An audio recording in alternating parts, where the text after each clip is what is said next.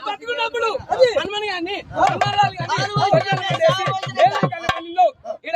మనవలు పిలుచుకొని మనవరాళ్ళు పిలుచుకొని కొడుకుల పొలాలను పిలుచుకొని పుణ్యం పాకిన తొలగిన పాకిన మీరు మంచిగా ఉండండి. స్వర్గలోకం పోతుందా ఇక నాకు ఎమల బాధ వచ్చిందంటే అమ్మ